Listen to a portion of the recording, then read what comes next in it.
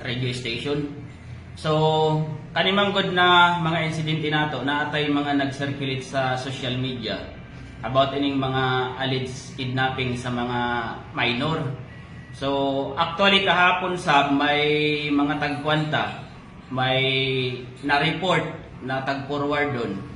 Even kadtong mga nag-circulate sa social media. So, tagbalidit na mo adto, especially kadtong naunang na-forward sa amo, kadtong sa Surigao High. So, tag-check na mo adto doon sa sa Surigao High. So, basically pagpunta doon ng kanato ng intel unit nato sa kanang mga investigator. So, muna interview nato ang isa ka administrative officer. Basically, walang report sa ila at wala sab nahibawaan na adto na incident na may dinukot na estudyante doon sa Surigao High. At the same time naasab doon sa ang mga security guards sab tagpangutanan nato kung may nanotice sila, may na-report sa ila about adto na insidente.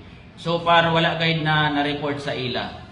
Pero kadtong pagkahapon, mga bandang alas 2 or alas 3 na ng hapon, kaning barangay captain nato sa barangay Uro.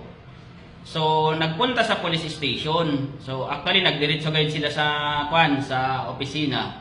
Kauban niya ang iya na konsihal. So may bitbit sila na isa ka alleged na victim daw ng kidnapping. So basically tagpangutana nato initially kung anong nahitabo.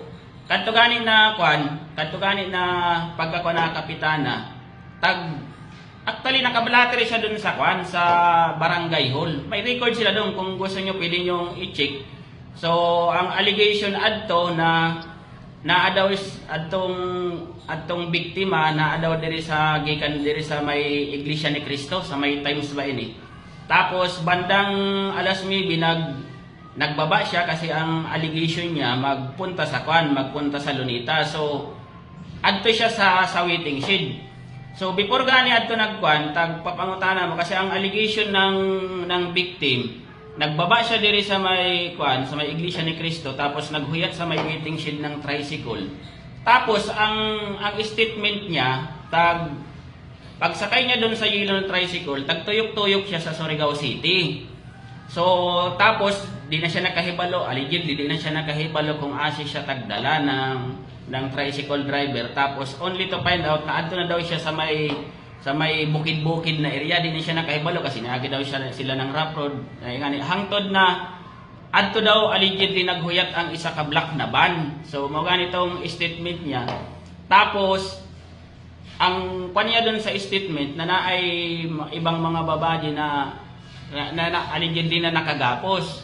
Tapos kato daw nung pinababa sila tapos tagpila-pila, siya ang statement niya na sinipa niya adtong kadtong tawo na nagunit sa iya. Mao to na nidagan siya, nitakas ba siya.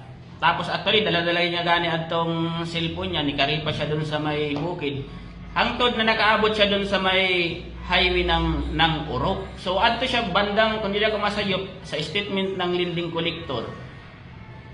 Murag alauna to ng hapon nakita nila doon sa may highway kadto na alleged na biktima. To dinala nila doon sa barangay hall.